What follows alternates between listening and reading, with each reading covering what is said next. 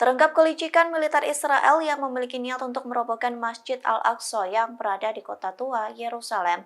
Militer Israel disebut menyuntikkan larutan kimia ke pilar dan dinding agar Masjid Al-Aqsa keropos. Tentu saja hal ini membuat militan Palestina marah besar. Dikutip dari Bangka Post, informasi itu disampaikan oleh seorang wakil pemimpin gerakan Islam di Israel, yakni Sheikh Kamal Khatib, yang mengatakan bahwa Israel menggunakan bahan kimia untuk merusak infrastruktur Masjid Al-Aqsa. Pihaknya mengakui bahwa larutan kimia itu bisa mengakibatkan korosi pada dinding dan pilar masjid.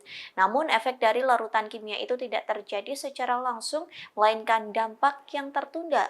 Oleh sebab itu, retakan-retakan di masjid itu akan diklaimnya merupakan efek alami lantaran dimakan oleh waktu. Khatib menyebut Masjid Al-Aqsa akan runtuh secara perlahan, terlebih kondisi masjid sudah terdapat celah dan lubang di beberapa tempat.